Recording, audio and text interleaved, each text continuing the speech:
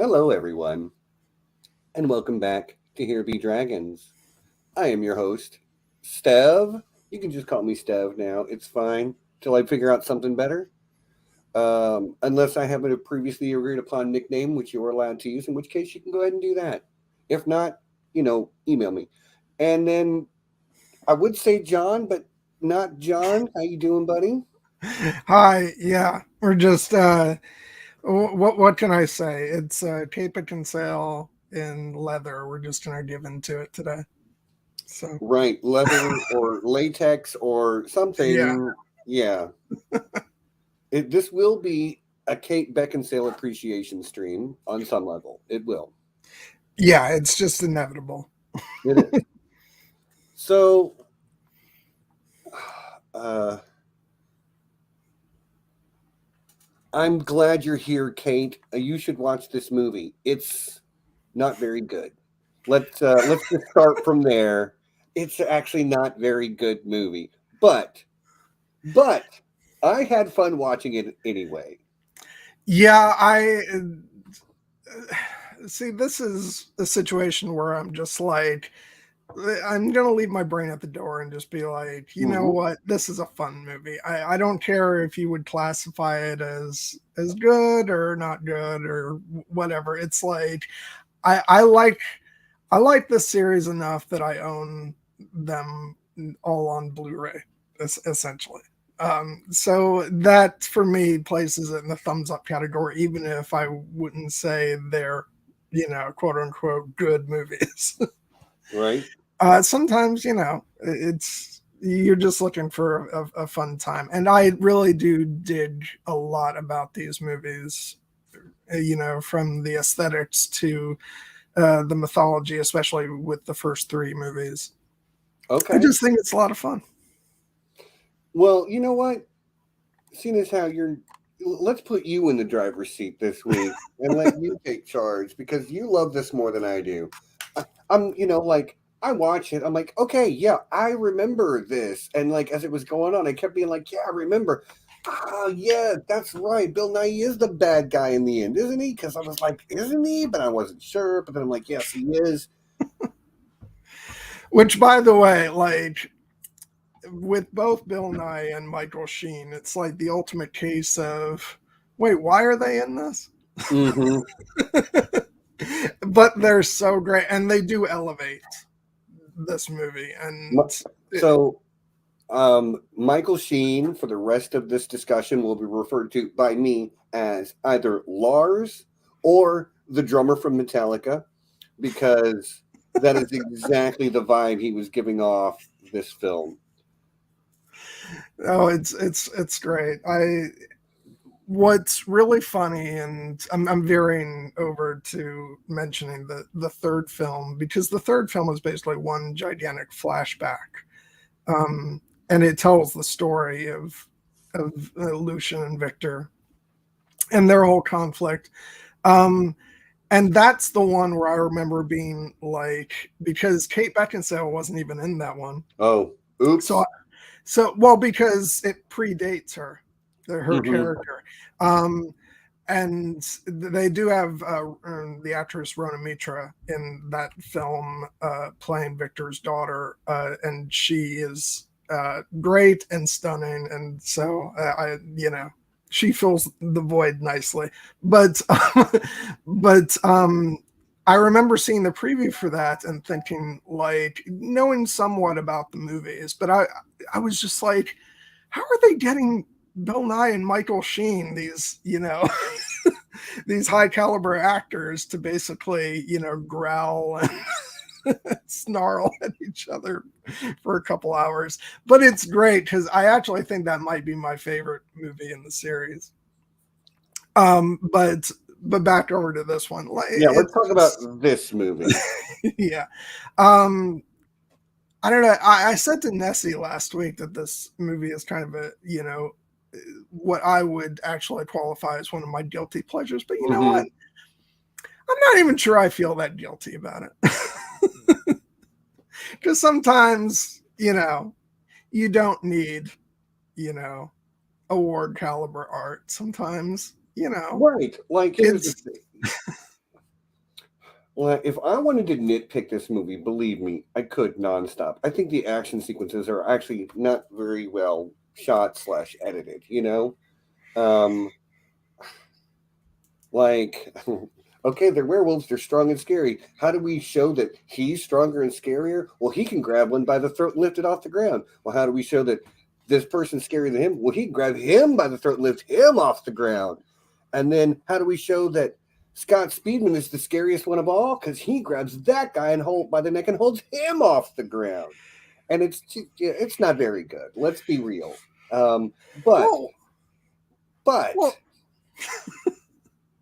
go ahead. No. You clearly have a rebuttal. By all means, I've stated the gist of my point. My rebuttal is what I've already stated, that I'm leaving my brain at the door for this one.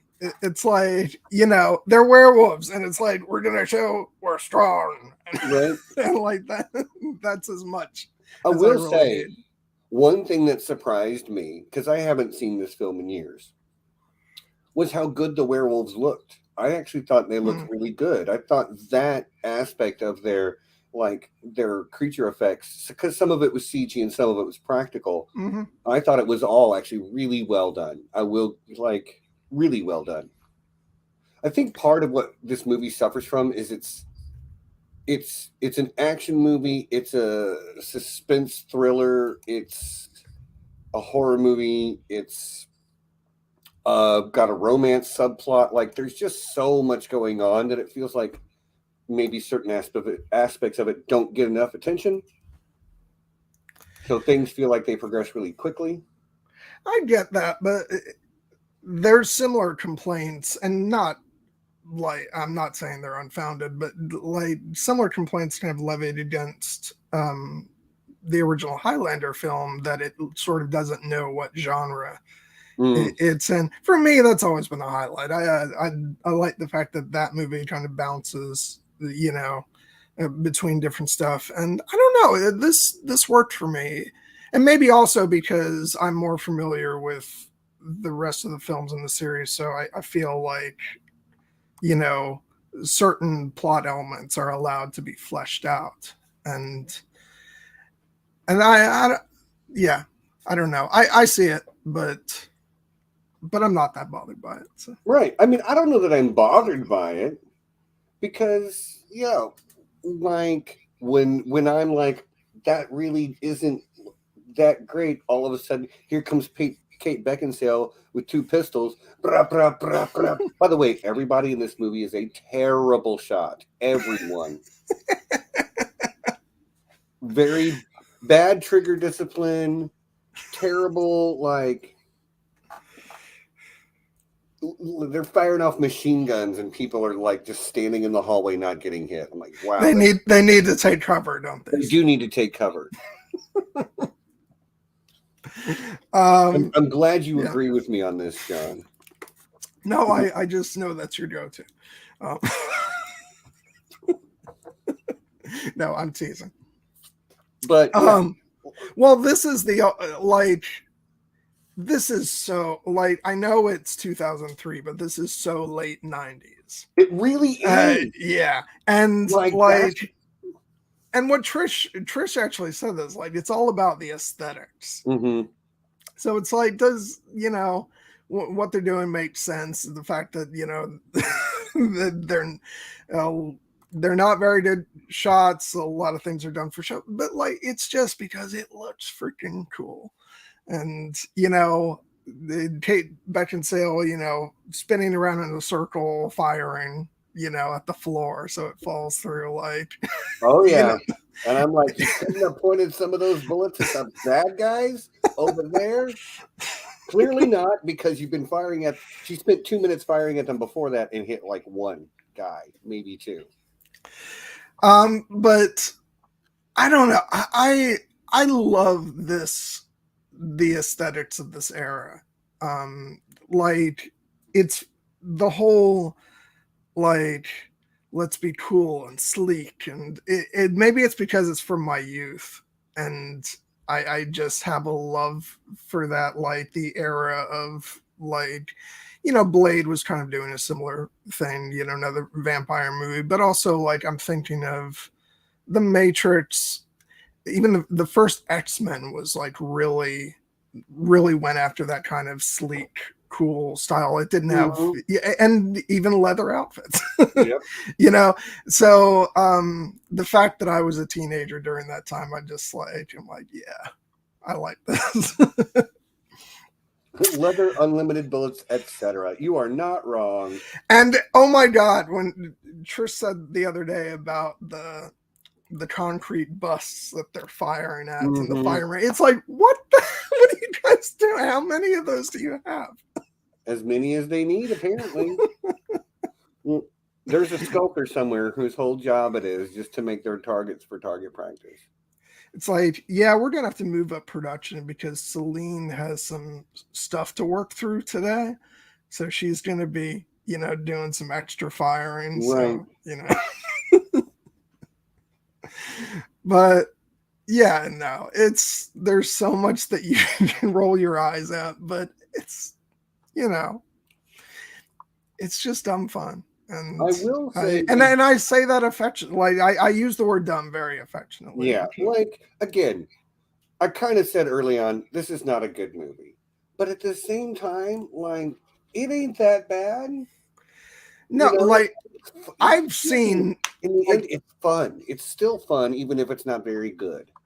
See, and that's the thing. Like, for me, there's a difference between fun bad movies and just bad movies. A lot of people think that if a movie's bad, you can have a fun time sort of laughing through it, but it's not the same. Like that, you're kind of not having a good experience watching it, and you're kind of laughing as like a coping mechanism to just get through it.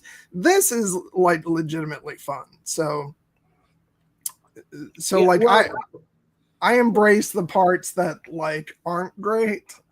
I don't, but that's okay. Look, half this channel was built on me and you not agreeing on shit, so I think we'll be fine.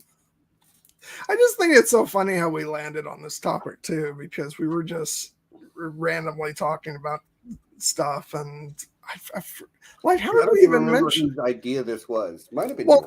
I think like I don't know who brought it up, but we were talking about Underworld for like a hot second, and then you mentioned doing it on the stream. So and by the way, I'm not complaining. I just think that's hilarious. So I have myself to blame for my current state of being. I got it. So this is my fault. You hear that, everyone? This is my fault. Which is, it's fine. Again, I watched this late last night, and I started watching it going, I'll watch the first half and then I'll sleep and I'll finish it sometime tomorrow. And I ended up watching the whole thing, and staying up way late to do it. So obviously I was enjoying it on some level. Yeah. Because I could have put it off till sometime today. There's only one part of this movie that's like painful in a way that I'm not like enjoying it, just even if I acknowledge it's not great. And that one element is the character of Craven, because dear God, is he annoying. Yeah, it's like he is the worm tongue of this story, and it's literally like his name is Craven. How do you not know not to trust this guy? And I don't know. And it was for some reason they like I don't think I'd be mistaken in saying that the actor is not American, because that is like the worst American accent I've heard in a while. So, and which is weird because so many of the vampires appear to be like British. So why are you making this this dude talk with an American accent? I don't know. So the performance, the character, just like I every time he was on screen, I just wanted to smack him. So like that's the only good acting on some level, because you're supposed to want to smack him. That's true. That's true. That actor's named Shane Brolly, and he's from Belfast, Northern Ireland. Yeah. Okay. I figured. Like, but it's all right. Like, we've already acknowledged that this is not a good movie, so Right. so like I expect some, and really this movie actually does have like among like key cast members like much better acting than you would actually expect for this Yeah. type of movie. Like I just, and it's great that Bill Nye just knows he can like chew up the scenery for this one. Just from his first appearance, he's coming on screen with this decrepit body and just getting to do these like dramatic head jerks as he's remembering, like Yeah, that like weird gasping stuff he does. You know what? I love that for that character though. Yeah. He really does breathe life into Victor in a way that you probably just wouldn't expect from most actors. Yeah, I mean, I said it before. I said it before. Both he and Michael Sheen really elevated this movie because, like, if you had gotten lesser actors for those roles, I don't like. With all due respect to Kate Beckinsale, I love her, but I just think that their presence, because they're classically trained actors, it adds a mythical stature to these movies. And so yeah, I love it, and like and that's the thing, like I can sit here and say, yeah, it's not a quote unquote good movie, but I'll be damned if like Victor isn't one of my favorite characters from any movie, because he's just like, he's horrible, but he's got this incredible presence. And so, fun fact, I remembered a sort of like meta story about the production of this movie. Okay. And I looked into it. So this movie got sued before it got released. There is a tabletop role-playing game called Vampire the Masquerade. Yeah, you started to tell me about this. Yeah, well, I'm going to share it with all of you now. This is a game that came out in the early 90s, and it is a game where the players are vampires. There's also a sister game called Werewolf the Apocalypse. In these two games, the vampires and the werewolves do not like each other at all. Before this movie even got released, White Wolf Publishing, who makes these two games, brought a lawsuit against this film. And I dug and tried to find out what happened, and I couldn't find out what happened, which means they probably settled out of court, meaning they just paid White Wolf off. I remember because I saw this in the theater, I'm sure of it. And I came out of that going, that's a Vampire the Masquerade movie. And then I watched it last night, and I came out going, it's not a Vampire the Masquerade movie. So my opinion on it has changed over the years, although, like, there are definitely shades of things that remind me of both Vampire the Masquerade and Werewolf the Apocalypse, but, like, they're vampires and werewolves. You can only go so far. Yeah. I was going to say, because, like, is it the fact that it's the two races pitted against each other, or is there more, like, specific things that are similar?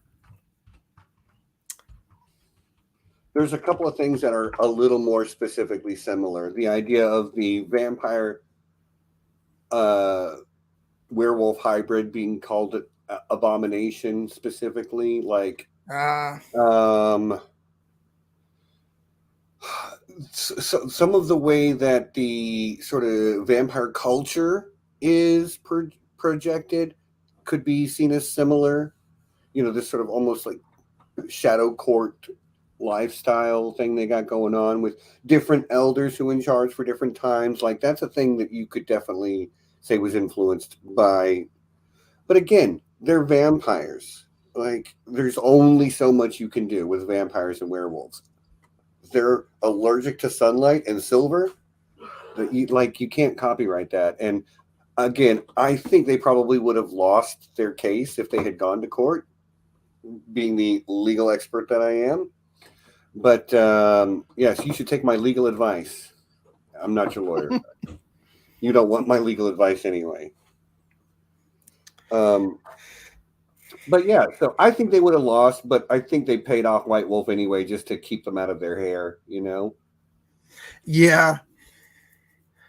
Yeah, that's interesting. Because one of the things that I like that spoke to me most about this movie when I saw it, and it's funny because I jumped around watching these movies because I saw this one, and then the fourth one was coming out in theaters, so I went to go see that, which I did not care for beyond, you know, the pleasure of watching Kate Beckinsale up on screen. And a lot of that was because I feel like after the third movie, they dispensed with a lot of the mythology of the story. Okay. And it was just more straight action. And so the mythology is really what I like. I just like the history of like the conflict between Victor and Lucian, and and the different leaders of the vampires, and the concept of like them taking turns through the eras, and for leadership. And I thought all that stuff was really cool. So I think that's that makes sense for me because I really dig mythologies, whether it's like Tolkien's history for Middle Earth, and the history of Westeros, and all that stuff. Not that I'm comparing. I think those are all a bit more complex and thought out than Underworld, but it's just really interesting to me, and I think that's what stuck with me with these movies. They do have a deep mythology. Like, I can't separate this from my brain anymore. Like, I'm watching this and I'm like, it's not a very good movie. I love parts of this. That's cool. That's a little bit cheesy. Why are the werewolves running on the ceiling? Question mark. What's happening? So I had a kind of interesting push and pull with this movie while I was watching it. And I think I'm now realizing that because of how much I can't separate my subtext from the text anymore. You know what I mean? Like this idea that it's kind of a Vampire the Masquerade movie, but kind of not. And it makes me I think it detracts a little bit from me focusing on the film itself. Mm-hmm. Because I've got too much other things going on in my brain about it, which is weird. But and part of that might be because I'm like, I remember loving this movie. But I also think I've become very snobbish about film, especially over these last few years, as you and I have started talking more and more about the art of filmmaking. I think I'm a lot more about, I don't like the composition of this shot. And, and that is what it is. I'm always going to give you my honest opinion. But yeah, I think I really kind of loved this movie back in the day. And now I'm like, And that's a constant battle for me because, I think 99% of the time, I think I could proclaim to being a self-confessed film snob. Mm-hmm. But then I'll see something like this that'll make me a hypocrite, and I'm like, I just have fun watching this. And so it's sort of a constant back and forth with me. Sometimes I just want to give in to that, simple pleasures guy. Hey man, I'll tell you what, I can tell there are some people here who have seen the film and enjoy it or what have you. Some people are watching who haven't seen it. This lady right here is going out of her mind today because we're talking about this film. I've been watching the chat and she's got a favorite minor character. Rigel, played by Sandor Bola in the film. It's great that Sandor played her like one of her other favorite minor characters. It's just so good. I will say, like, No, and no. Sorry, no, hold on. She's trying to stop and hide, and I won't allow it. This one's for you, buddy. no, Do like, not stop. This one is for you. You've been waiting for this one. like, I'm a step away from forcing you to come on and talk about it, Cassie. Right. So If I didn't know it would actively freak you out, I would probably be trying to beg you to come on and share your thoughts. No, I was gonna say, like, I was gonna make a deep cut reference. You know, the character of Rigel, a very minor character in the movie, but the name, and not to detract from your love of the actual character, but Cassie, but I just want to say the name Rigel, I will never not think of Farscape and the the character Rigel from that, who's a little puppet, of course. Of course, I would reference a puppet character. That is wildly off topic, but I will never not think of that when I hear Rigel. So okay, what do we talking I don't know, about? man. Just go nuts. Okay, like I will say, like, from the very opening of this movie, I sort of knew I was going to, even if I didn't, even though I wasn't quite sure I was going to like it, quote unquote, I did, by the way. Like, I remember seeing the opening and just, you know, her perched up on the building and then in slow motion jumping down and then just standing up and walking away. I was like, yep, I'm in. Like, look, here's what I want to do. All right. Just between you and me, me, John, and you out there watching this. If you're coming to Ice and Fire Con, show up with one of those trench coats that billows in the wind like they got, and we will just be like a crew of badasses walking around because everybody looks cooler. Cassie is on the same page with us. If you've got a billowing like trench coat behind you, because let's make sure we alert the staff first. Otherwise, right, everybody show wearing your sunglasses and a billowing coat with your hair slicked back. They just might be alarmed. Mm-hmm. I'm just saying. No, it's, you know, it's a cool look. It goes back to what I was saying. Like, I was a teenager in the late 90s, you know, when this stuff was starting, you know, and it's just, you know, I can't help it if if I have a weak spot for it. But anyway, and I'm gonna stop apologizing because, you know what? Yeah, don't apologize. I like it. I did not love this movie. I liked it. I think I like it maybe even more than it deserves. Oh yeah, and so weird. I don't know. I think the base premise is great. I think some of the writing is bad. I think some of the acting is great. I think some of the editing is bad. You know, it's like, so it's not like even just a ho hum movie. I feel like this throughout the whole thing, which leaves me feeling uneven. But like that's at the end, still, like, there are parts of it that are really enjoyable. And then there's parts where I'm rolling my eyes, you know? It is what it is. The shot of Kate Beckinsale, the last sword slash of hers, when she finally takes out Victor at the end, like, that's a beautiful shot.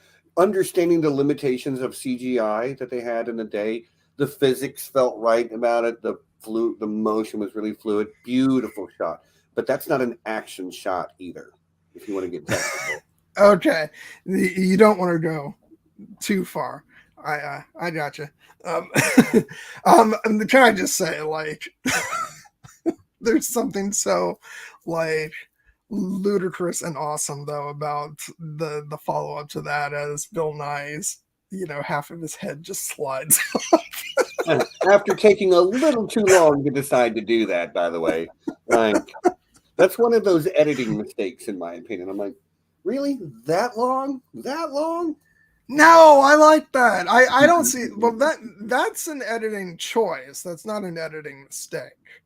Like, and it's not even editing really. It's just like script wise, they've decided to, wait a number of seconds before he realizes exactly what's happened, and then.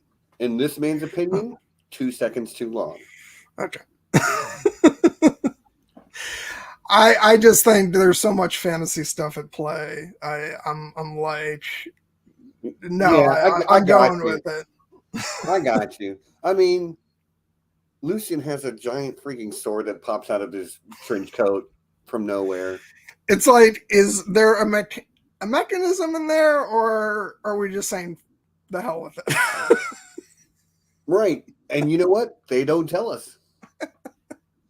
We do get a 3-minute long reaction shot of Michael Sheen writhing in agony as he forces silver bullets out of his body. But I'm sorry, this movie is a little bit weird in that way, in that it gives really long, facial shots to everyone. And that's another one of those, it's a choice they're making. I see it as that is an editing fail. You could have cut 1 second off of each of them, and it just feels like the movie, even though you end up with less than a minute saved in the film, I still feel like I really don't. I gotta object there, because you can. And this is kind of like, I'll be honest, I love you, Stephen, but this is kind of driving me up the wall as an editor. Because Okay. I'm like, these are not editing fails. These are choices, sort of more leaning towards the script writing and the filming. Like, editing fails to me are there's a shot, and I can't believe I'm admitting to a less than perfect moment in my favorite movie of all time, but in Fellowship of the Ring, during the council scene, there's a shot where everybody's arguing, and Gandalf's in the middle of an arguing phase, and then when Frodo says, I will take it, it cuts to Ian McKellen having this moment of so it cuts from him really aggressive to this moment of sadness.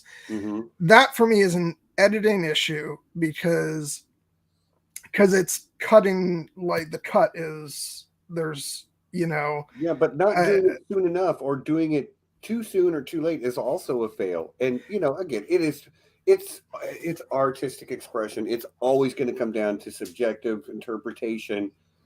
I feel like they had a lot of this person's face while they stand there looking stoic, this person's face while they stand there looking stoic. And I'm like, if they were emoting more, maybe, but there's a lot of this tough vampire veneer going on too. And I don't know, it's just weird to me. But at least they're doing it with very attractive people while the camera lingers on them. So I'll give them that. They did get some good looking actors. I'm going to give an honorable mention to my favorite minor character from this film, and that's my dude Reyes. Do not forget about Reyes. That dude has got it going on. He is, his voice. Oh, he's amazing, and especially it's unavoidable that I will reference the other films, just because they feel to me tied in with this one. But in the third film, we get so much between Reyes and Lucian back in the day. So I love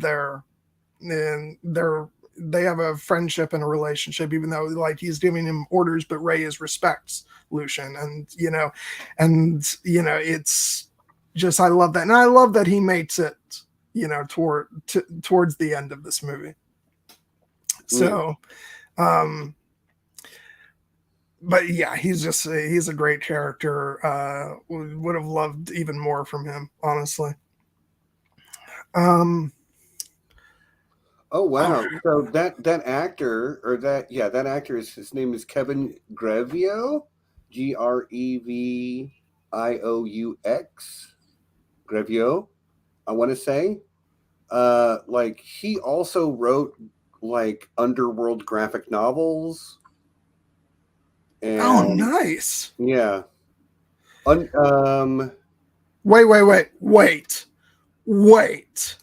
Cassie, you've been like going on and on about your love for this movie, and you haven't seen the third one. We're going to fix this. Watch party. That's all I'm saying. We are going to take care of that because I love the third one. Because Apparently, Kevin Grevioux is got his because he wrote the graphic novel of Underworld: Rise of the Lycans. He also wrote the graphic novel and the screenplay for I, Frankenstein, which was not a great film, but still, it's probably a much better graphic novel. So I feel like he's in that comic book sphere a lot too. That's great. I didn't know there was all that extra stuff. So, but like I loved the character. It was just fun character in the movie. Hardcore dude, and look at the man. He's enormous. Yeah. But he was also about that life. He was getting it done. Yeah. Well, he's a badass from the first moment you see him. Mm-hmm. And like he's ready to throw down. He's not a very good shot though. And it's been established that no one in this entire universe is a good shot.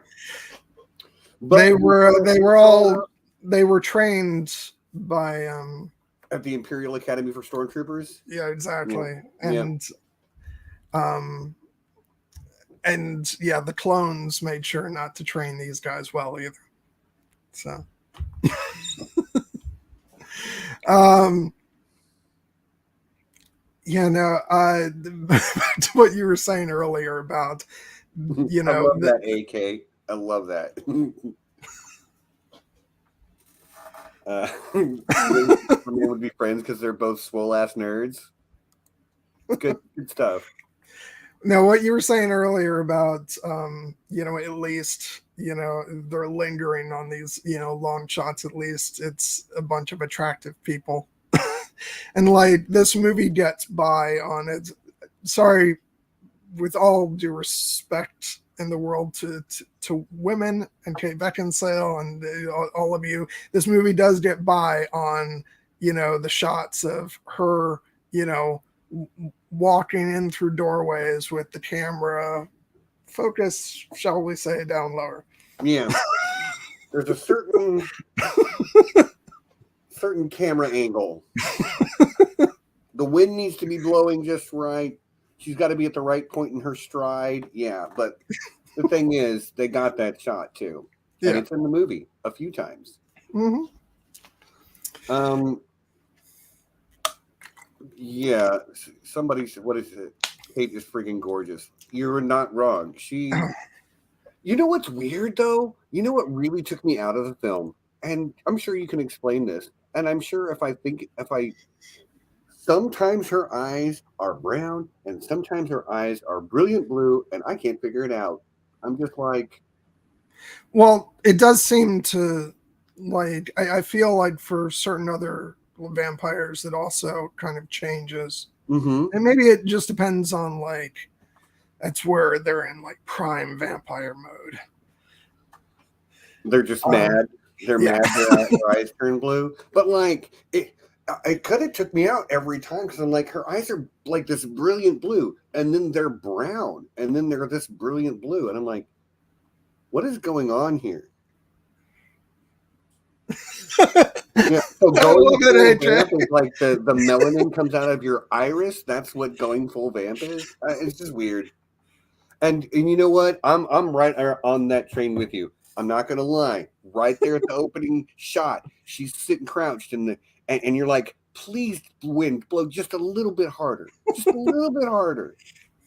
And then you get that one gust, and you're like, "Thank you, wind."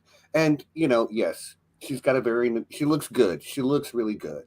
I mean, We're not honestly, going to overthirst, but since we're doing it, we're getting it out of the way. Kate Beckinsale, looking I'm very just nice. saying this goes all the way back to me seeing Batman Returns as a young kid, and Michelle Pfeiffer and black leather. So I fall prey to it every time. Just saying. Okay, I'll ease back on the Right. on the third. We had our moment. She's a person. Yes. She's not a piece of meat. Like, we are. And which, by the way, like I'm going to take this moment to say, like, she's great in this role. I love her in this, and like I always feel like she hasn't gotten kind of a fair shake, because around the same time she unfortunately was also in the movie Van Helsing, which was that's like an all-out bad movie. That movie is bad. Yeah, my guilty pleasure movie.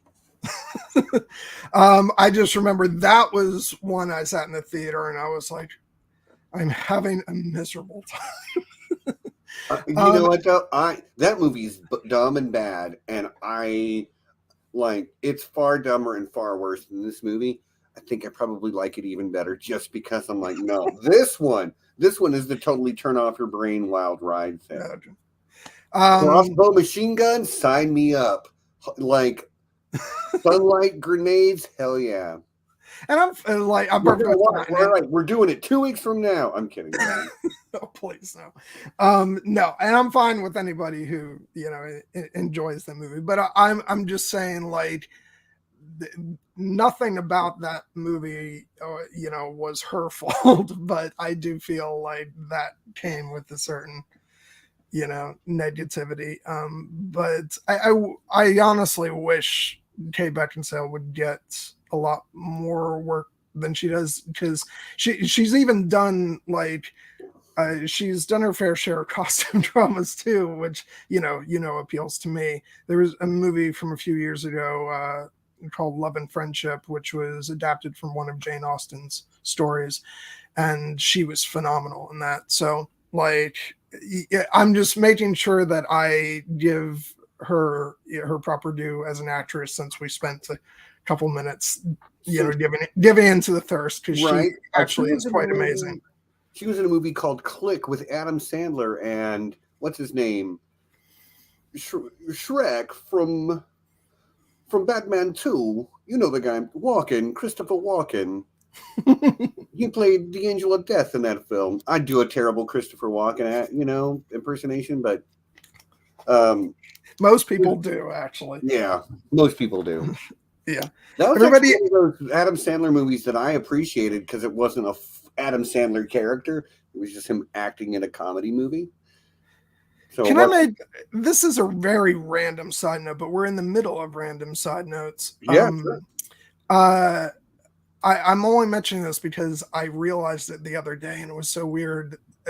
At the mention of Christopher Walken, I just realized that, I'm sure you've never seen this, but I just remembered that the first thing I ever saw him in was a TV movie called Sarah Plain and Tall. Okay. Where he played the lead in that. I say this because it was a very straight performance of like a dramatic performance, and he wasn't doing any of his like Christopher Walken isms. Who is this person showing up in my chat with my name? Who are you? What are you doing here? Don't forget to tell our brother happy birthday tomorrow. That's my older brother. Oh, that's my older brother. I thought you were serious. I'm like, no, John, when am I ever serious? No, that's Scott. That's my older brother.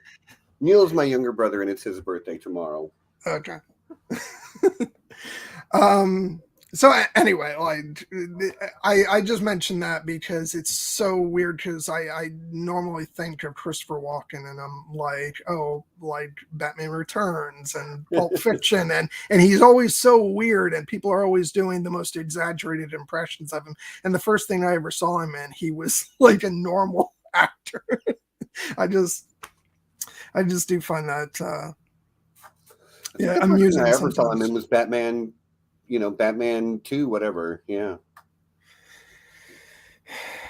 Yeah, I mean, I thought it was that for a while, but then I was going down like a YouTube rabbit hole the other night, and I was like, "Oh crap, memories flooding back."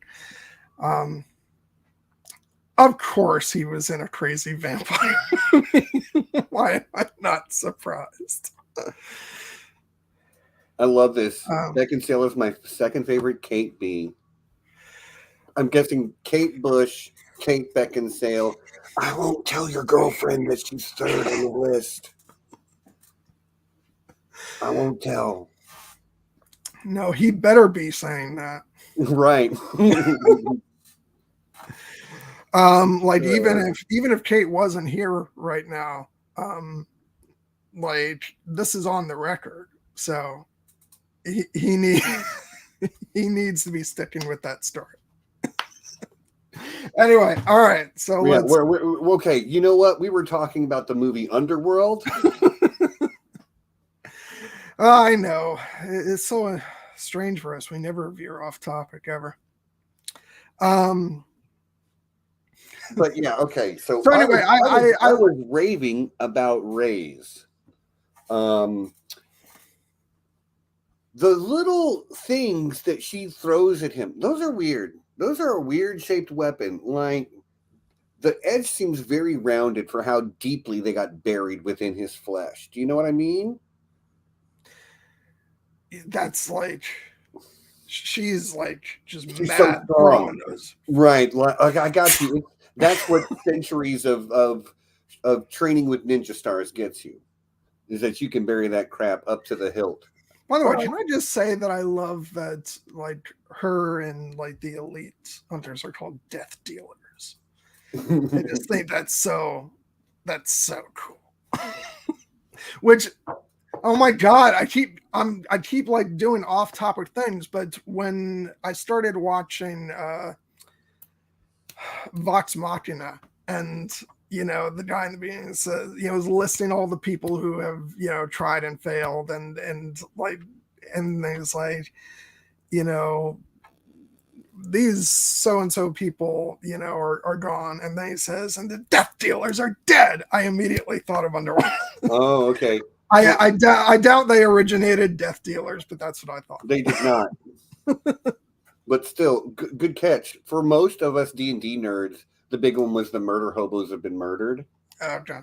Because murder hobo is like describes that lifestyle of the adventurer who just goes town to town and like, I want this. I can't afford it, but if I kill the shopkeeper, I get it for free. And then move on to the next town. Those are murder hobos. The death dealers are dead. The murder hobo's murdered. Yeah. And then like Agar got his hand chopped off in a barroom brawl. Y'all need to watch Vox Machina. We were supposed to cover that last week. I had a migraine and we didn't, so we're doing it next week. Supposedly. If we manage to stay on topic, because we're not doing a very good job of it this week. No, so yeah. So yeah, this other movie, this movie we've been talking about. See, this is why people turn into murder hobos, because they get experience points for killing the shopkeeper, right? Selena's good with shurikens. She killed everyone she tossed them at except Rays. You are not wrong. I think that's because he's older and slightly stronger than her. He could take the hit. Well, he's just a massive dude as well. Yeah. The actor Kevin Grevio is a large man. And there is like a fantastic voice. But there was but it is one of those cases of at first that's not the voice you're expecting out of that guy. So there is that kind of moment of when he starts talking, it's yeah, and you have that whoa moment. But it reminds me, no, I'm not going to reference another movie. Damn it, we're talking about this movie. As long as the movie you're referencing reminds you of this movie, I think it's fair game. No. I'm not doing it. We're staying on this movie.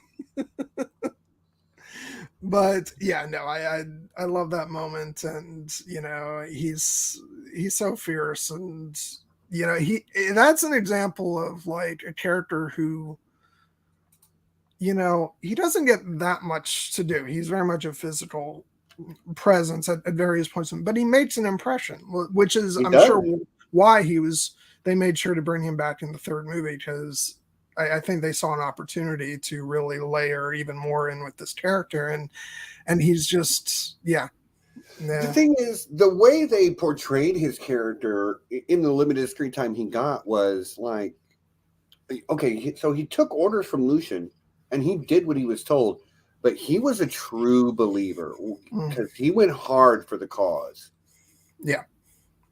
Like, even when vampires are showing up and at the end when people are turning on each other, like, he's like, hell no, I'm gonna, the shirt's coming off and I'm going hard. And we see him ripping people to shreds.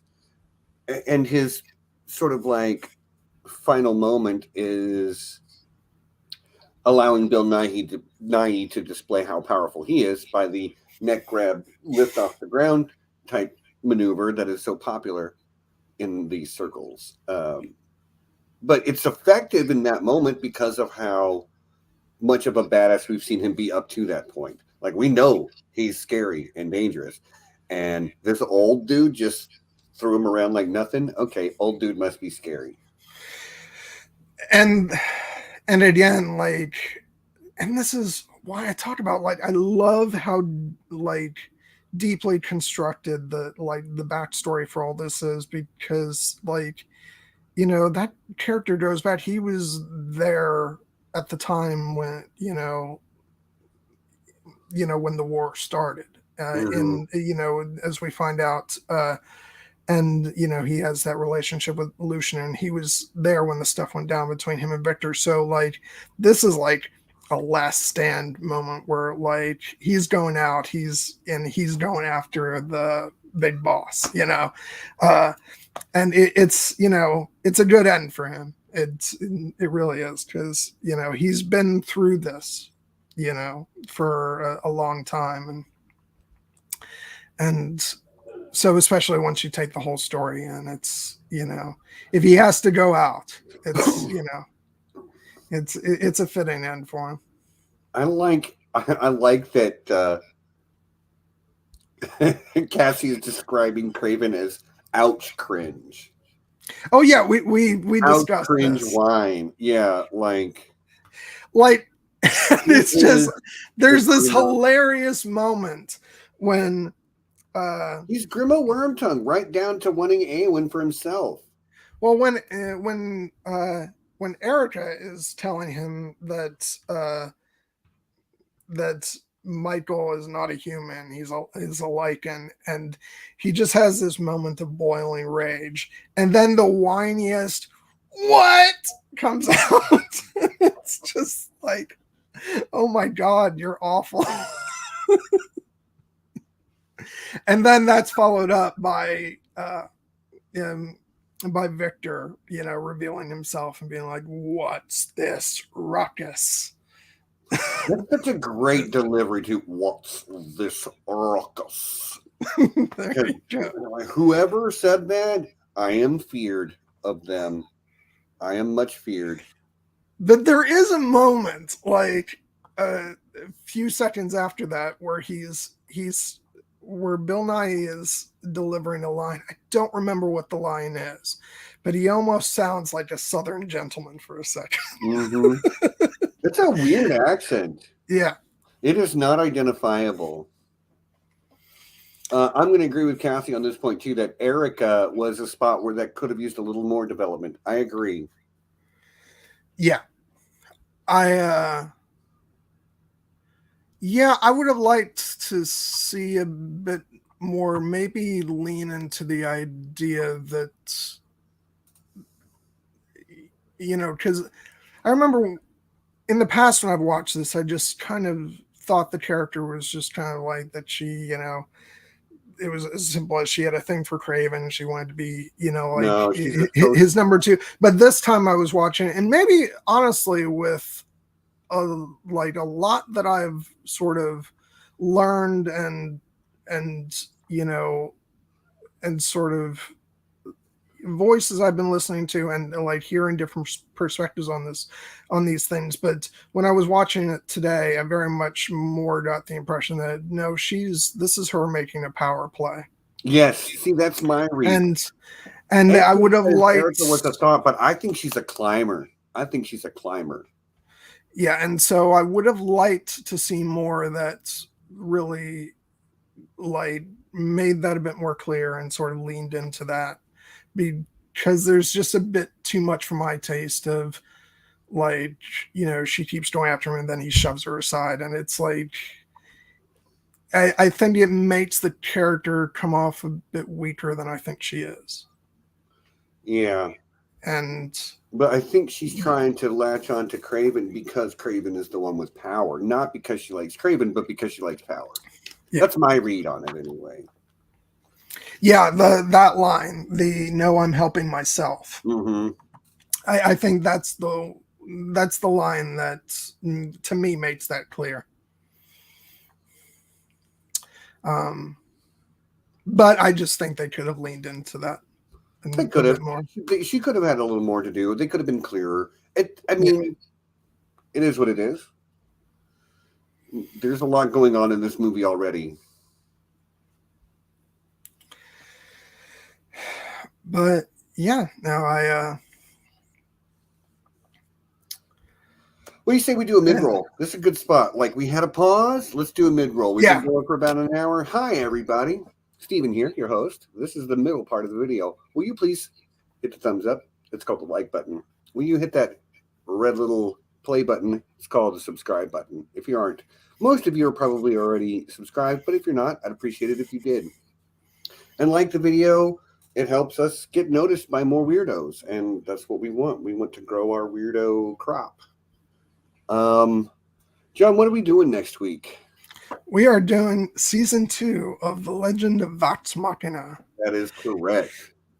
Which I'm so excited for, but now I'm debating whether I am going to give it a third rewatch. I'm just glad I get to do another rewatch. I had a tough week last week, you know, like leading up to last week's stream, and then had a massive migraine. You know, I started talking about a half hour before we started where the stream was supposed to start. And by the time the stream came around, I was like lying in bed with something over my eyes. And I'm like, I've got the stream on, turned down so low that I can't hear it because I'm just like, I couldn't. So I'm really glad you and Nessie came through. But next week, Vox Machina, which is a good show. It was, I just want to say it was so funny because it like as soon as Nessie and I were like getting ready to go on, she was like, I was like, no, we can do this. We're good. She's like, so what are we going to talk about, John? I'm like, I don't know. We'll just go for it. I think she's like, did you see how did you see, by the way, how I renamed that stream? I did. I like that. Yeah. But no, and then we decided to kind of, you know, we had started off talking about season 1 of Vox Machina because neither of us actually got a chance to do that because, you know, at least for my part, I was very late to the game on this. So I had not even watched the show when you discussed season 1. Right. But it was a good opportunity to talk about some of that stuff. And then we just, you know, meandered around and talked about whatever. But yeah, I'm very excited to get the 3 of us together next week for season 2. Have fungus, AK. Bye, AK. They're going off to get ready for their Last of Us stream. Hope you have a good time. That's another show I'm going to be behind on because I just don't. It's really quite time good for it right now. It's really quite good. Like it's a, you know, early or for the year so far. It's my favorite for the year so far. Okay. You know, it's early, but it's really good. I'm looking forward to it. Funny. I'm sorry, Weezy got me with I actually played Plants versus Zombies. They're technically fungus, not plant. Actually. Got to make sure we shout out our patrons too, including our alpha patron, who is the elder dragon known as Ridiculous Ed Tollett. Buddy, if you're out there, you're probably just now getting off work. Drive safe. If you're not at work, don't drive safe, I guess. Also, Lord John Bronsteen the Wise is our other great worm patron. And they are the greatest dragons in the land. But there are a lot of other really rad elder dragons out there too, including the Cloaked One of the Underworld, Ryan Stavka, the Russian Quartermaster, Reflective Rambling, who this whole stream has been for only them this entire time. And that's fine. Arch-Maester Emma, Kate, Mistress of the House of Books, Jared Kozal, Doctor of Dragons, Lady Maura Lee of Starfall, who we saw in the chat live for just a hot second, as well as Lady Rita the Unbound. Thank you, patrons. We really appreciate it. If you want to be a patron, there's a link down in the description. If you want to hire me to run Dungeons and Dragons games for you, you can go to Cassie actually just posted it a second ago. The link to there it is right there. Startplaying.game/GM/HereBeDragons with hyphens between B and dragons. And I will be your professional dungeon master. That's my other job. We will get back to that in a minute, Scott. I'm still doing my mid-roll.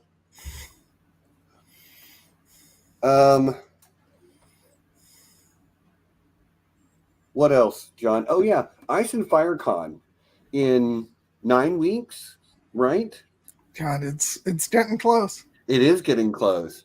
So I think there's still tickets left if you want to go, but I'll be there. John will be there. I know that there were a couple other people in the chat who were going.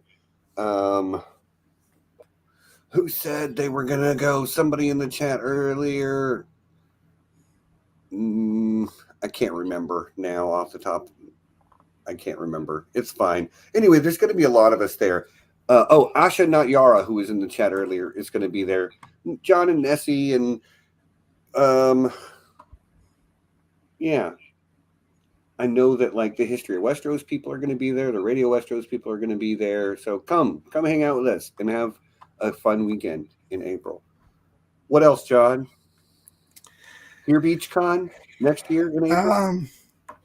I think it's a bit early.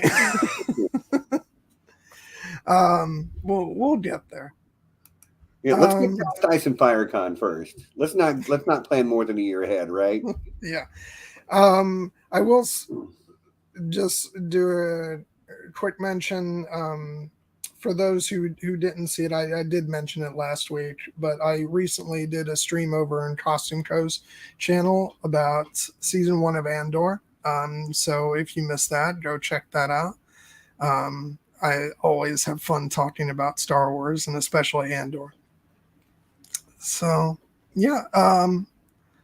Aside from that, I don't have anything else. I don't know that I do either. I just want to make sure that we got a chance to cover everything. Okay. Also, if you want in on our super exclusive, don't tell anyone Slack group, all you have to do is send me a super secret email to we3dragons@gmail.com. That's we3 spelled out dragons@gmail.com, and I will send you an invitation to join us. Yeah, but don't tell anyone because it's super secret. Okay, you can tell other people. I will say we have one rule: don't be an asshole. If you are an asshole, we'll kick you out. And we won't miss you. All right. So I think that's it for the mid-roll. Yeah. Okay. Yeah, no, definitely. But I'm gonna go grab a drink. You carry on for 30 seconds. Go. Okay, I'll just double down on that. Like, come join us in the Slack group. It's just, we have so much fun in there, and we do, Zooms, watch parties, you name it. And I'm gonna get mushy here for a second, but it's just become even more apparent to me of late that it's meant a lot to me, and so if you're looking for a bit more connection with friends in your life, then go ahead, send us an email and we'll get you in there.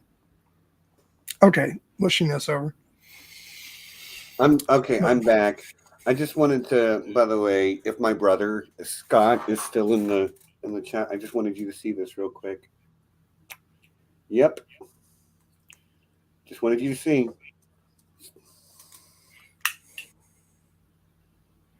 Still got it. This was a gift to me from my brother, so 2 years ago. Still got it. Still got it. Not just got it, but got it like to hand, because a good knife is a very useful tool. I don't see my brother very often. We live not close by. But yeah, come join our Slack group. It is a lot of fun. A lot of nerds just talking about nerdy stuff. We have a Zoom link that's pretty active that people join regularly, and we just sort of hang out and talk. Any night, you can probably find a few of us on there. So just let me know. Oh, you've lost your focus a little bit, Stephen. That's all right. That's just how I am in life. So occasionally I'm in focus. It's called ADHD, man. I'm sure it's because I held this knife up here and then look, I fixed it. There you go.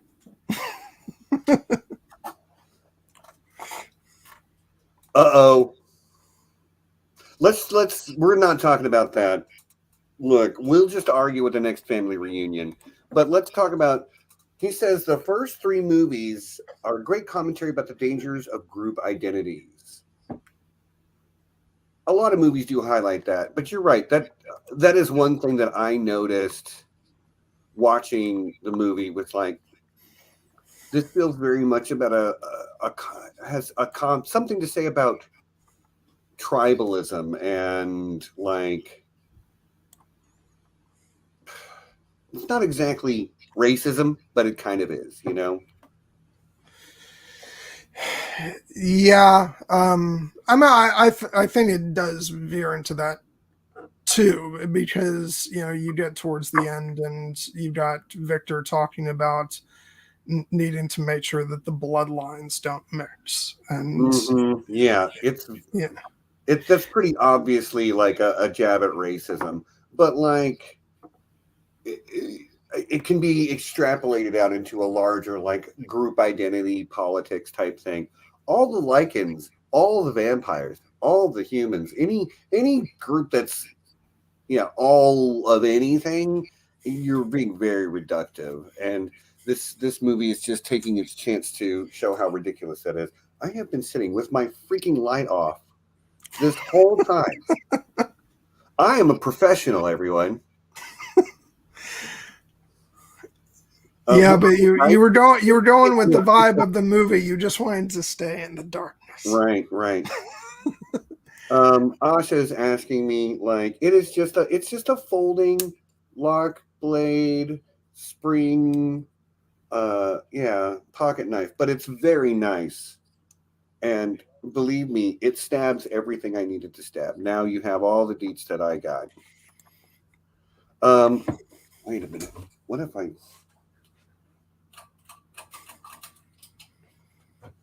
oh yeah, there we go. Fantastic. You think so? No, I don't think so at all.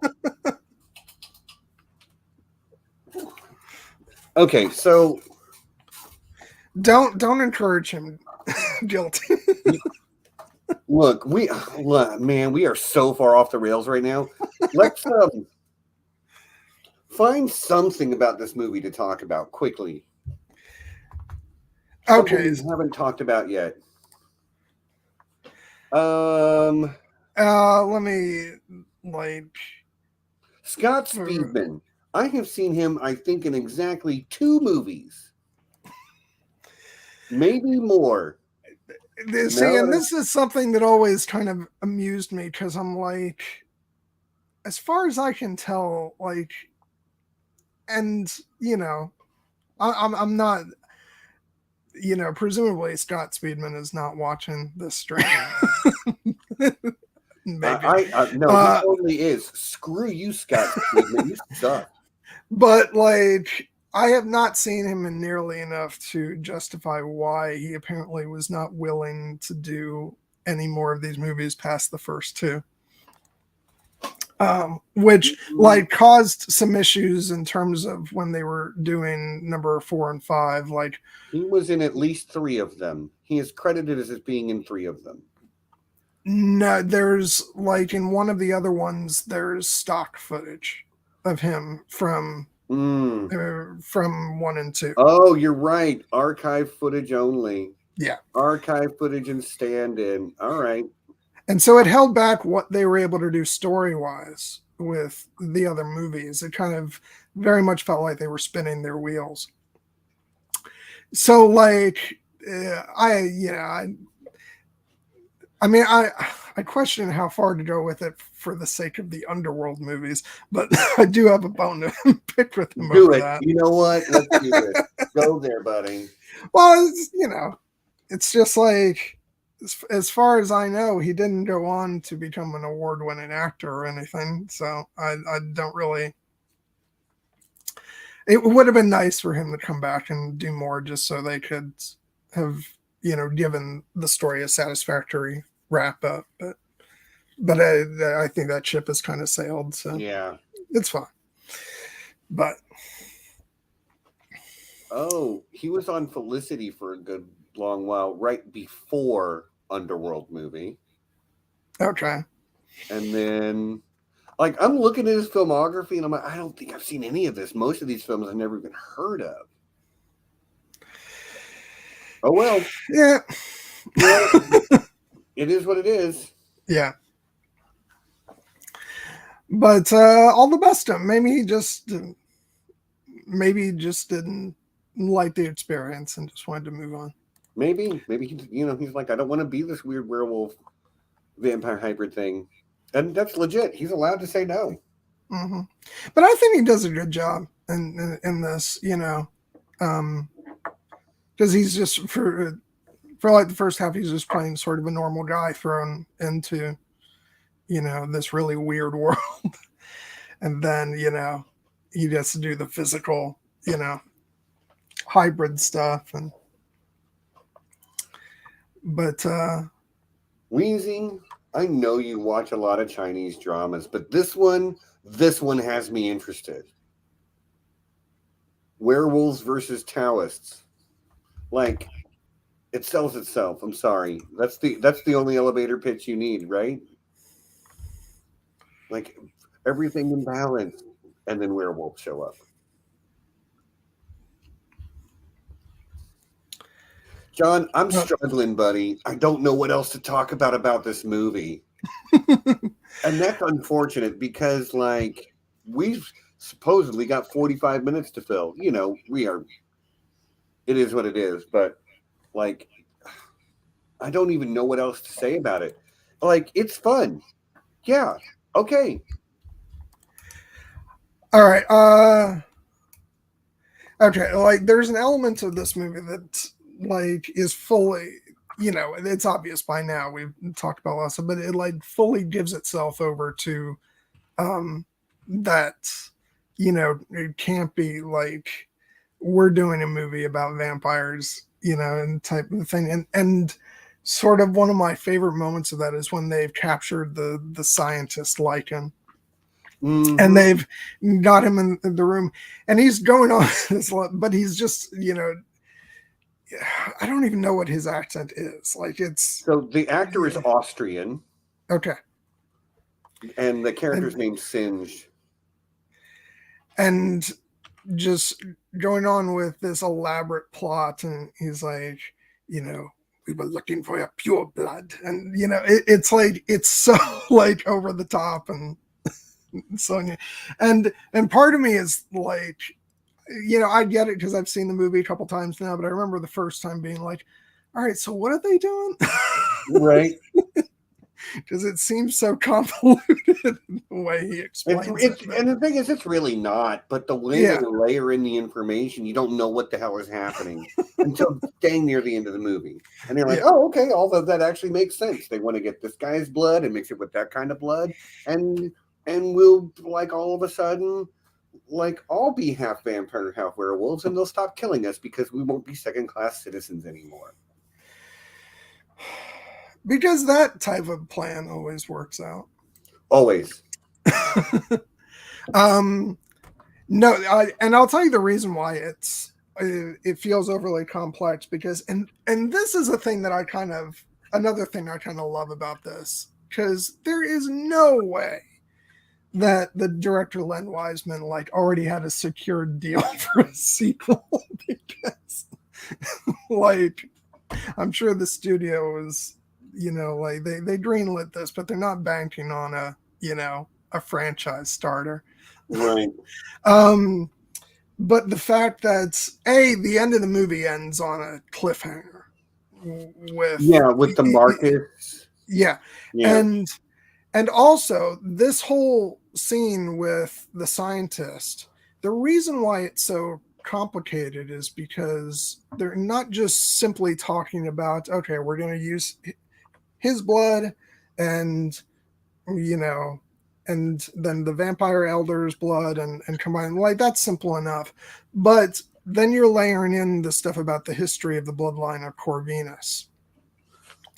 And the reason why they're doing that is because come the second film, that becomes more important. Mm-hmm. And we get into the stuff with Alexander Corvinus and, all that. But there's no reason to go that deep into it in this one, but they do it anyway. And it's presumably because they're setting up where the story is going to go in the sequel, which, like, I just find like half, hilarious and half really, just ambitious, because it's like, this is not the type of movie that you're thinking, oh, this is going to do well enough, I'm going to get to make a sequel. But he went ahead and went there, because like this movie absolutely ends setting up, it feels like part one of part two. I haven't seen any Underworlds after this. So I couldn't tell you. And I haven't seen this one in 15 plus years, Yeah. But so yeah, I don't know. I respect that. It's like you're making a cheesy, vampire versus werewolves movie, and you're already plotting out where a sequel is gonna go. Yeah, I guess I want to watch the second one now too. Yeah, I mean it's about the same. It's not great art, but it's fun, Right. But yeah, no, guilty. That was Magneto's plan for X-Men, was to make all the humans mutants. Mm-hmm. Yeah, no, I'm 1 second away from digressing over into X-Men, which I don't want to do. You might should, because I keep, like, I'm flailing here. I've said everything I can say about this movie. I'm serious. Like, what else am I going to say? I'm just repeating myself. I've even, like, been looking through the cast list, and I'm like, I don't really have anything to say about that person. All right. So, Kate Beckinsale, great. Scott Speedman, adequate. Bill Knight, having the time of his life with this role, because he gets to be this big, like, everybody's terrified of him, and that's probably a lot of fun to play. Okay, I am going to say, like, I wanted to go through my journey of, like, experiencing Victor's character in the first time I saw this, because he feels like this, for the first half of the movie, he's like, he's this mythic figure, and you get that he's like this father figure to Selene. And so when he finally arrives, especially because we hate Craven so much, it's like, oh, finally, okay, now this guy's gonna set things straight. And because Selene seems to love him so much, so we kind of are looking up to his character. But then bit by bit, we're learning things that make us very uneasy about this character. And so there's initial excitement when his character like comes back, but then bit by bit the curtain gets pulled back, and just obviously there's the stuff with his daughter that comes to light. Which, funny thing, when they were filming this movie and they shot the flashback, the sequence stuff for when he burns his daughter alive, the only wig that had available was a blonde wig, which was not supposed to be what they were going for. Hence why when they went to do the third movie and they're actually casting that character, she has dark hair. So that's the whole reason for that, continuity hiccup, is that they simply didn't have a dark wig on the day for this movie. Don't you love it? So yeah, and so that's horrible. But then you also get the revelation that that he was actually the one to kill Celine's family. And so it just, by the time you get to that final confrontation, it just feels like everything with, that character has been flipped on its head. And Bill Nye is having a blast doing it all, too. Yeah. Like, I think, because sometimes you get, I was talking earlier today with some friends about this. There's an old Dungeons and Dragons movie that has Jeremy Irons in it as the main bad guy, right? Yeah. That is a movie that is so bad I cannot enjoy it. Okay? Like, yeah. Like this movie is a masterpiece of cinematic art compared to that dog turd. Like Underworld. Like I hated that movie. This is not a bad movie. That movie is a bad movie. Jeremy Irons is in it, and he is like, he's not phoning it in, because he is on 140% energy level in every shot. In everything he's doing, he's just turned up to 11. And Bill Nighy is not doing that here. He's not phoning it in. He's not turned up to 11, but he is really like chewing on what he's doing here. Yeah. And he's having fun. I don't think Jeremy Irons was having fun. I think he was just overacting everything. And then the director took his most overacted takes and cut them all together. Can I just say that I have seen that movie, and like I saw it when it came out, and like I was appalled by how bad it was, and I knew nothing about Dungeons and Dragons, so I can only like imagine, as a Dungeons and Dragons fan, what that experience must have been like. It was physically painful, is what it was like. Jesus, I don't even know why I went to see that. But and it's funny because and the sidebar, like, and Jeremy Irons can do like the most beautiful, subtle acting you've ever seen, like with just his voice. Scar. Yeah. So I remember seeing that and being like, what's going on? But yeah, no. And that's the thing, like Bill Nighy he's chewing the scenery, but he's still like, he's trying to build a full bodied character that like he's chewing the scenery, but he's also taking it seriously. Like, having fun, but also realizing that this is not a joke. We're crafting and right. He's still a real character. Yeah. And so, like, the more you learn about him and like his past and what he's done, like the more like horrifying his character becomes.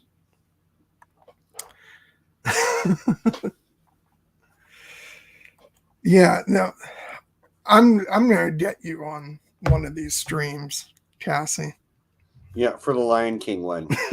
Apparently, like we're already plotting against you, buddy. I mean, for you. We're plotting for you. So yeah, I love the fact that, you know, in terms of Bill Nye himself, like, and this was when he was having, like, you know, he'd been acting for a while, which, side note, for anybody who doesn't know, Bill Nye actually did the voice of Samwise Gamgee in the BBC radio play of Lord of the Rings. From the one from the 70s or whatever? It's a radio play. It's not the animated movie. But yeah, it's a 1980s radio play. Okay, 1980s. Which is fantastic and like as great as Sean Astin is as Sam. Bill Nye really gave him a run for his money, because I'm hard pressed to say which is my favorite Sam. But okay, anyway, but I feel like this was around the time when he was starting, like there was a certain phase of his career that was starting. Like he also had Love Actually this year. Okay. And then a couple years down the line, he ended up being Davy Jones in the Pirates of the Caribbean movies. Mm-hmm. Oh, such another great character. Yeah. So like, it's just great, but it's, you know, I said before, it feels so weird to see like an actor of his caliber, you know, in this type of movie, but he's just like, he's so brilliant in the role. And even as you're horrified, but like he's absolutely despicable. And then by the time like the third movie comes around and like you already know like who this guy is, but it's still interesting to watch him you know, go through all his machinations you know, in that one. And it's all, and I think the reason why this character works so well, especially in this one, is because, like I said, initially you start off kind of like cheering this guy's arrival, you know, the fact that he's been woken up. And I think like, okay, the cast is full of vampires, but you know, but he's still a vampire. You're rooting. I don't know if rooting is the right word, but you're cheering for this guy partly because Bill Nye is such a likable person. Mm-hmm, mm-hmm. And so you see him as like this father figure character, and he uses that to our disadvantage, as you know, as we find out more about him. So I'm probably giving this way more thought than most people give watching this movie, but yeah, he's definitely my favorite in this movie, like performance wise. But Michael Sheen, like, is also great. I don't feel like he was quite as well known, you know, at this time, because I feel like, as a matter of fact, I'm trying to think of what I was seeing him in a couple. He has a small role in Kingdom of Heaven, but I'm looking up his filmography right now. But I feel like a few years after that, he started to get bigger, and it's so weird looking at him in this role because Lucian does have that kind of like rock and roll vibe. He does. Again, he looks like Lars Ulrich, the drummer for Metallica. But, and I'm interested to, because I gave people nicknames. Erica was Florence Pugh's big sister. you know who I'm talking about now. Bill Nye the Science Guy. No, not Bill Nye the Science Guy. Bill Nighy. In Nighy. Not, I can't spell Nighy. Bill Nighy. A bit of trivia about the Lord of the Rings radio play is actually I did not know it was him at first because, well, first of all, I don't think I'd seen him in anything when I first listened to it, but also because he's credited as William Nighy in that. Oh. So I even after I started seeing him and stuff, I don't think I connected the dots right away. And also because he sounds nothing like himself in that. He has such like in the radio play, he has such a light Sam-like voice. And then with age, he started, you know, he's basically his character from Love Actually, really. He's done a lot of work. I'm just looking at Michael Sheen's filmography. Done a lot of stage, a lot of film, television, a lot of voice on radio and audiobooks. So yeah, he's been around for definitely for a while. Yeah, and of course, a lot of people know him now from Good Omens, which he's in with. Oh my God, I got Doctor Who fans who are killing me right now. Who's? Don't know. Couldn't tell. He was in the Sandman. He was a voice in Sandman. In Dream of a Thousand Cats. Yeah. Yeah. Okay. No, I am looking up his co-star's name because I am being driven crazy that I do not. Why? Like, I know all these actors' names. For some reason, whenever I'm on these streams, I can never. David Tennant. I don't know. David Tennant. There you go. Sorry, everybody. Yeah, no, he's in Good Omens with David Tennant. You and Christine just stopped being friends just now. Yeah, we did. Sorry, it's a fantasy.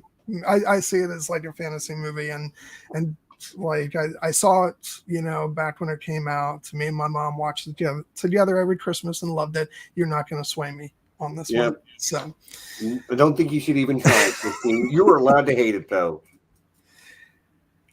And plus, it has an angelic entrance for Miss Keira Knightley in the movie. So, like, you know. So, like, I think I'm contractually obligated to love everything that Keira Knightley has ever done. So. Right. Anyway, Michael Sheen. I love him in this. And I'm actually interested to hear your take now because, like, we were talking about this beforehand. You were like, oh, no question. I'm on Team Vampire. Like, what's your honest assessment of watching this? Like, who are like, and let's take Celine out of this because by the end of the movie, like, she's on her own with Michael. I mean, so here's the thing. That's a broader question. Like, are you asking me would I rather be a vampire or a werewolf, or which one do I think is right, or like? Because what does Celine have to do with my choice anyway? Well, because she's our main character for this, but like in the context of like this story, like what team would you pick? Screw them all. They're terrible. Like they kill people. Both sides kill people. I'm on the team of the humans who have the like the UV irradiated silver nitrate bullets. Like, give me the combo of that, and let's go ham against both of them. They're awful. But if I was going to be one, yeah, vampire. Okay. Vampires are sexier. I want to be the sexy one. I know, but I said this before. I do feel for the Lycans because they were, you know, bred into servitude. Mm-hmm. And like, so they're slaves, so they just wanted their freedom. Yeah. And I want to keep them subjugated. You heard it here, folks. Right. No, I mean, I get what you're saying. I really do. But in the context of vampires versus werewolves, it's always going to be vampires for me. Always. werewolves are cool and all, but vampires, man, that's where it's really at. Although, like, the mythology in Underworld is a little bit weird because I don't generally think of werewolves as being truly immortal, but in this, mythology, they absolutely are. Yeah, because Lucian is at least 500 years old, something like that. So you know what? Maybe werewolves are but like, why are they the slave class? How were they? Because it seems to me like a vampire can tear a werewolf, or a werewolf can tear a vampire up pretty bad. So how were they enslaved? You know what I mean? I wonder if they went. I'm trying to remember if they went into that in the third, like, because I feel like they're already like servants to the vampires, and where the third one picks up, but I'm wondering if they did explain like how that came to be. You know what? Actually, they talk about not being able to control the beast when you make the change. Like, you lose some level of control, which would be very inconvenient to be a werewolf and then like lose the ability to have focused tactical combat and just become a rage monster. That's not great. So maybe that's how they got enslaved. So they got outmaneuvered, so to speak, outplayed. But no, I do really like Michael Sheen in this role, and especially like he's like and again like referencing the third movie again, like this goes into that of trying to like bring order to the Lycans, and like saying you don't have to act like a bunch of rabid dogs. Yeah. And because he's a British actor, like he has, even as he looks, he has that appearance, but he seems very like at one part in the movie he's like looks all vicious and he's digging into Michael's skin to bite him, and then later in the movie he's like, allow me to introduce myself, my name is Lucian.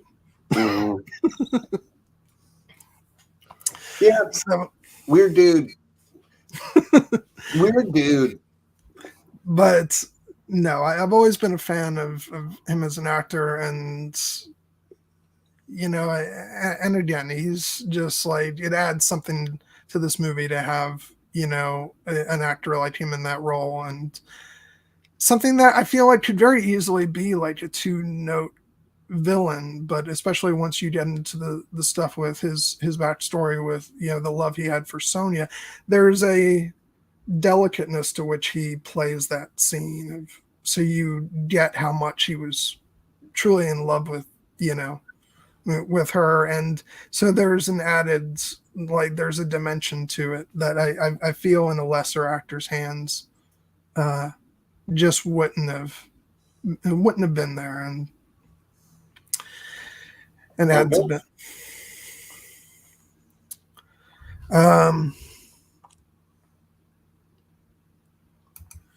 Oh yeah.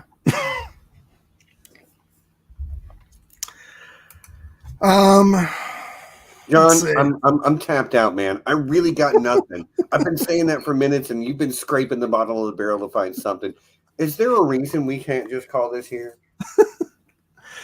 Because I mean, we can. I gotta pee, and like, I feel like I'm really struggling to find anything to even say. But you know what? Maybe if we watch the second one sometime in the not too distant future, like, I'll have more context to talk about this. So, like, you know what? We'll watch. We'll get to it soon. Next week is Vox Machina. Okay. Coming soon after that, I would really like to do The Last of Us. The show has been great. It's still like episode 7 is. So 2 weeks from now, before episode 9 airs, so it would be 3 weeks from now before we could actually get to it. So we got a little time. Mando is coming back soon as well. Well, next week? Mando next week? John, when does Mando come out? This coming Wednesday is the... Right, next week. Although I'm I won't be watching until Friday because I am choosing to stick with my Wednesday watch of the Bad Batch, Do it. and I'm shifting Mando to Fridays. Well, isn't there only one more week of Bad Batch episodes, or am I wrong about that? Nope. No, there's. Okay. It's going to be going the same time as I think they ended around the same time. I think Bad Batch might wrap up a week before Mando does. I'm a bit annoyed about this, honestly, because I feel like they're not giving Bad Batch its fair shake. But that's another conversation. Well, a lot of people are watching it. I know a lot of the Star Wars lovers out there are watching it. I haven't made it to season 2 of Bad Batch yet, but yeah, I'm just worried that it's going to get lost once Mando starts up and everybody starts talking about that. So, but well, I think the people that are watching it will keep watching it. Fingers crossed. So I'm done. We're gonna call it here because, we're just torturing ourselves, twisting our own arms. So, no, I mean not me. Really, it's all you. It's all you, Stephen. It is my fault. I do accept responsibility for it being terrible. So yeah, thank you everyone for joining us for this. Come back next week where we'll talk about season 2 of The Legend of Vox Machina, a show which I will have much more to say about than I did this one. Although I really am glad we did this. It's been forever since I watched this film. I had a good enough time watching it. I don't regret having to do the rewatch to get here. Again, not a great movie. I'm rolling my eyes at parts of it, but there are other parts where I'm like, I don't know, it's pretty cool. So all in all, a good time was had. Yeah, I mean, I'm in the zone right now, so I'm planning on watching the parts 2 and 3. Not so much 4 and 5, but I'm going to continue on with the next 2. And actually, maybe I'll watch the second one and then schedule the watch parties so Cassie can watch part 3. Right.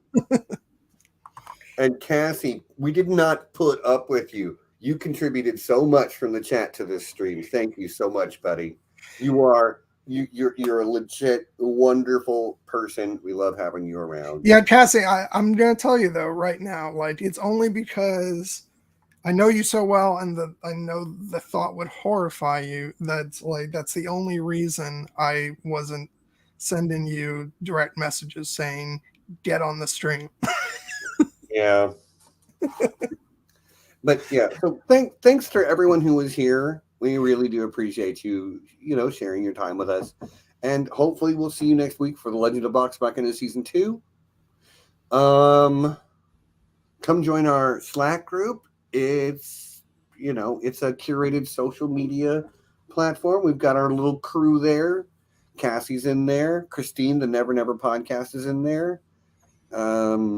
Sean, Ridiculous Ed Tollett's in there. We've got a lot of folks that you'll see in their chat on the regular in there. Guilty Undertaker is in there. But yeah, come join us. We'd love to have you. John, we need to wrap this up now. So we're gonna go and we'll be back in a week. And I can't wait for Ice and Fire Con. My brain is going totally sideways. I'm gonna stop because I'm in full on ramble mode. Okay, I'm just gonna say I too I can't wait for Ice and Fire Con. It's just I need it. I really do. This has been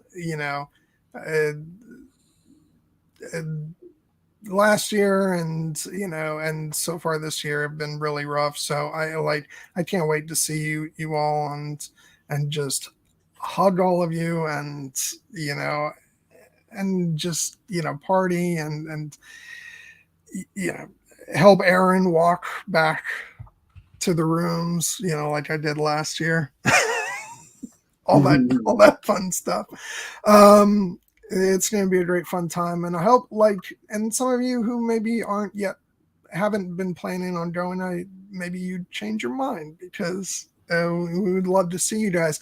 I will say one thing, like, I believe tickets are still available, and if you're calling to get a room at the lodge, be persistent, because they'll tell you they don't have any.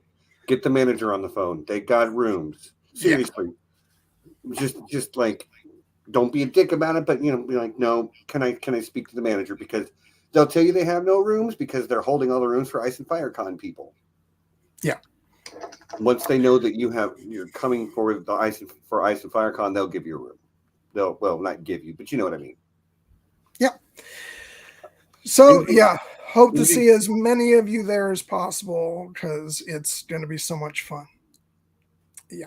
And you know what, Stephen? We made it to an hour 45. That's nothing to sneeze at. It's not. Especially on a film where I was like, I don't know how I'm going to do this because I don't have that much to say. We did all right though, buddy. We did. Thankfully, we tolerate sidetracking really, really well, so that helps pad out the time a little bit.